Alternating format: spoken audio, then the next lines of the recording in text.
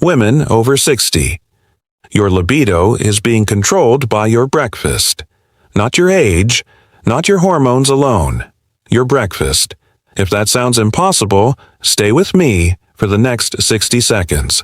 Because today I'm going to show you something that most doctors never mention and most women never connect. There is a direct, measurable link between your blood sugar and your desire.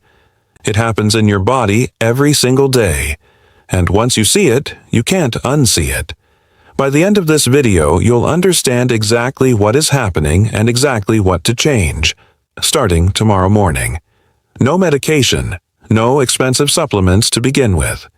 Just a different approach to the first meal of your day. But first, something important. After menopause, your body's sensitivity to insulin naturally decreases.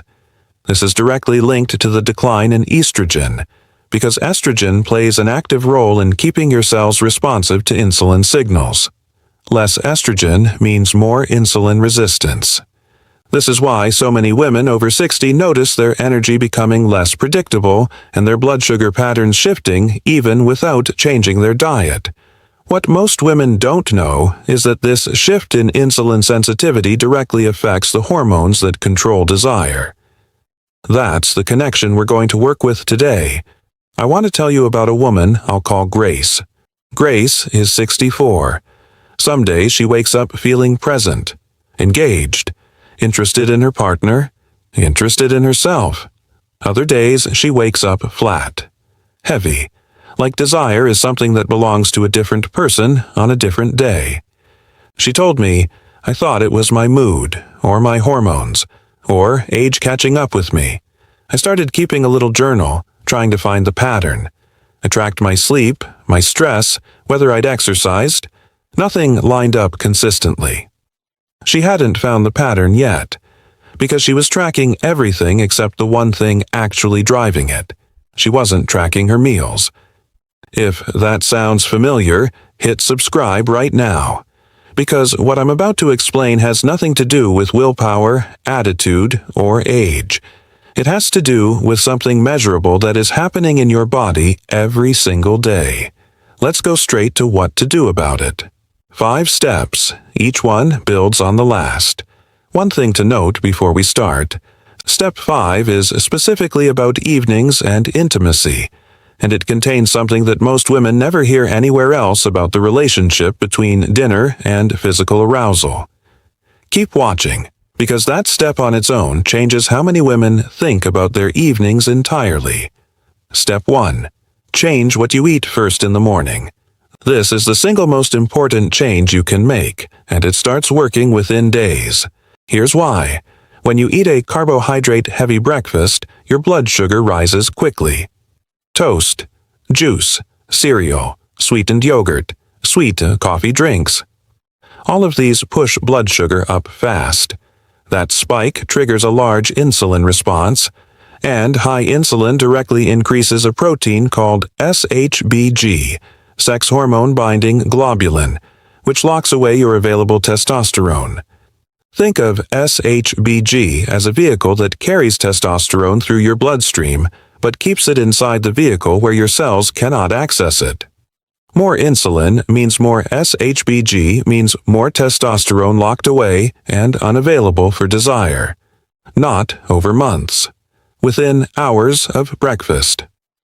By 10 or 11 a.m., after a carbohydrate-heavy breakfast, free testosterone is already suppressed.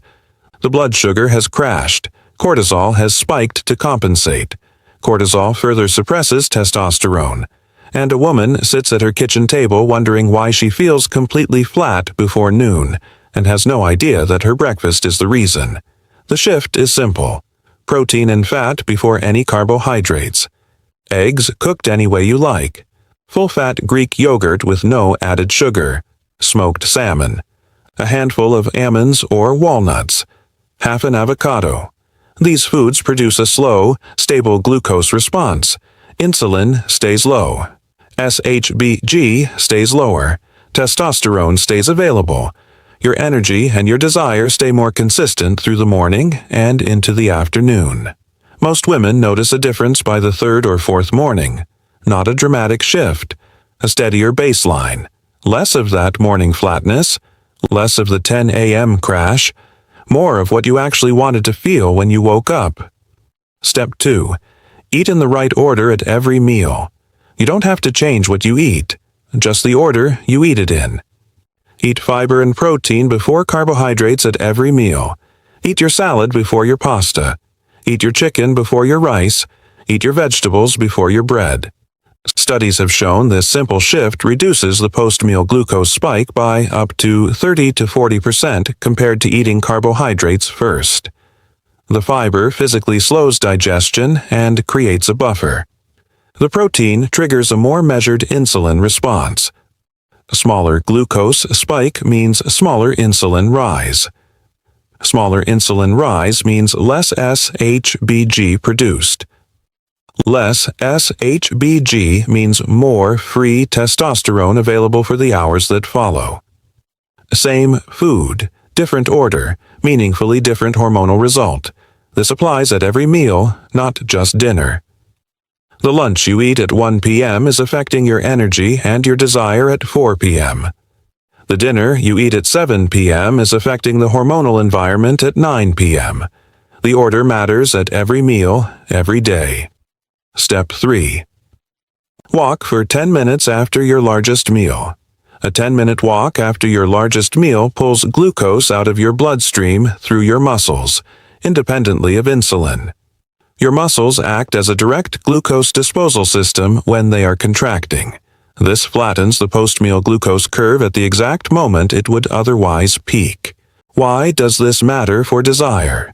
Because after menopause, a sharp blood sugar crash following a large meal triggers a cortisol release to bring glucose back up. Cortisol is your stress hormone, and cortisol directly suppresses testosterone production in the short term. This is why so many women feel flat, uninterested, and vaguely heavy in the evenings after dinner, even when the dinner itself felt like a good and nourishing meal. The cortisol response to the glucose crash has temporarily turned desire off, often within 90 minutes of sitting down to eat. A 10-minute walk after dinner reduces that crash. Less crash means less cortisol spike. Less cortisol means testosterone stays higher through the evening hours when it matters most. The walk doesn't need to be fast. It doesn't need to be a formal exercise session. It just needs to happen within 30 minutes of finishing the meal. Around the block, to the end of the street and back. 10 minutes is enough to make a measurable difference in that evening's hormonal environment. Step 4. Add 2 specific nutrients that directly support testosterone availability and insulin sensitivity. Magnesium plays a direct role in insulin signaling throughout your body.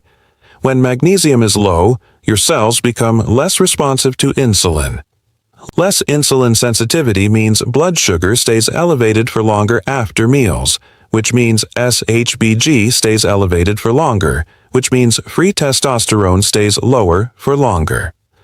Low magnesium is extremely common in women over 60, partly because stress depletes it and partly because many common medications reduce its absorption. Functional medicine commonly discusses magnesium in educational daily ranges starting at 300 to 400 milligrams, always reviewed with a physician. Magnesium-rich foods include dark leafy greens, pumpkin seeds, almonds, dark chocolate above 70% cacao, and avocado. Adding these foods consistently across the week creates a steady background support for insulin sensitivity. Zinc is essential for testosterone synthesis. Your body cannot produce adequate testosterone without sufficient zinc. It is also involved in regulating SHBG directly, meaning adequate zinc helps keep SHBG from binding up available testosterone unnecessarily. Strong dietary sources include oysters, red meat, pumpkin seeds, and chickpeas. Functional medicine often discusses supplemental zinc in educational ranges starting around 15 to 25 milligrams daily, always reviewed with a doctor, since zinc and copper balance matters and too much zinc can displace copper over time. Both magnesium and zinc are general educational starting points. Discuss any supplementation with your physician before starting, particularly if you take any medication that affects mineral absorption or blood sugar. Think of these nutrients as the maintenance crew that keeps the whole system running smoothly in the background. They don't replace the daily habits in steps 1 through 3. They reinforce them and extend their effect. Step 5. Create a consistent evening eating window. Blood sugar variability across days is as damaging as a single large spike. Eating at very different times each day, late-night snacking, or finishing dinner right before bed all keep insulin elevated for longer and prevent the overnight hormonal reset your body needs. A consistent eating window, finishing your last meal 2 to 3 hours before bed, allows insulin to fall to its natural overnight low. During this overnight period, your body does its hormonal maintenance work, including restoring free testosterone levels for the following day. Women who do this consistently report more predictable energy, more predictable desire, and better sleep quality, because all three run on the same underlying rhythm. Stabilize one, and the others tend to follow. One note specifically about evenings and intimacy. A large, high-carbohydrate dinner immediately before intimacy is working against you in 2 ways. First, the glucose spike raises SHBG and lowers free testosterone within 1 to 2 hours of eating. Second, chronically elevated blood sugar over time damages the inner walls of your blood vessels and reduces nitric oxide production, which is the signal that drives physical arousal and lubrication. This is why some women feel the motivation to be intimate, but notice the physical response is slower or less intense than expected. The blood sugar pattern is quietly affecting both the hormonal side and the vascular side of arousal simultaneously. A lighter, lower carbohydrate dinner on evenings when intimacy matters to you is not a sacrifice. It is a strategy. And now you understand exactly why. Before I go back to Grace, let me mention 2 mistakes that quietly undo this protocol even when women are doing everything else right. First, skipping breakfast and starting the day with just black coffee. This feels like a sensible choice, eating less, keeping calories down, but cortisol is naturally at its highest point in the morning. Without food to moderate it, cortisol stays elevated through the morning hours and suppresses testosterone for longer. A protein-fat breakfast actually helps bring cortisol down to its appropriate daytime level. Starting the day without food is working against your hormonal environment from the first hour you're awake. Second, switching to healthy carbohydrates, brown rice, whole grain bread, oat porridge, and assuming the blood sugar issue is solved. These foods spike blood sugar more slowly than refined carbohydrates, but they still spike it. The protein before carb strategy still applies even with whole grain options. The order matters regardless of whether the carbohydrate is refined or whole grain. Oat porridge with nothing else is still a carbohydrate-first breakfast. Add eggs or Greek yogurt first, then eat the porridge, and the result is meaningfully different. Let's go back to Grace. Once she understood that her days weren't random, they were metabolic, everything shifted. She started eating eggs and avocado every morning instead of toast and fruit. She walked for 10 minutes after dinner every evening. She ate her salad before her pasta instead of mixing everything together on the same forkful. Small changes, same kitchen, same food mostly, same life, different hormonal environment. Within 2 weeks, she told me something had changed. The flat days were less frequent. The unpredictability she had accepted as aging was starting to feel like something she could actually influence. Not every day, but most days. She told me, "I thought my desire was something that happened to me. Like weather, good days and bad days with no control. I didn't know I was partly in charge of the forecast. You are partly in charge of the forecast. Every single day, starting with tomorrow's breakfast. So here's what I want you to do this week. Just step 1. Change your breakfast. Protein and fat first, before any carbohydrate. Do it every morning for 7 days and pay attention to what changes in your energy and your mood by midweek. Don't try all 5 steps at once. Just start at the beginning. Most women who do this one step for a week come back and say they didn't realize how much of what they thought was age was actually breakfast. Leave a comment telling me what your typical breakfast looks like right now. Reading what other women are starting with and what they notice changing is one of the most useful things in this community. And share this video with any woman you know who has been riding the same unpredictable energy and desire cycle without knowing what's driving it. She's not imagining it. She's not just getting older. She's eating in a pattern that's quietly managing her hormones for her every single day without her permission. That can change. Subscribe for more honest, practical conversations like this one. I'll see you in the next video. One last thing. This is not a diet. It is not a weight loss plan. It is a hormonal environment strategy. The goal is not how much you eat. The goal is the insulin signal your food sends in the hours after you eat it. A woman who eats the same total calories in a completely different order and timing will feel different within 2 weeks. Not because she ate less, but because her body's hormonal response to what she ate changed significantly. That distinction matters. This is about optimizing the hormonal environment your body lives in all day, not about restriction.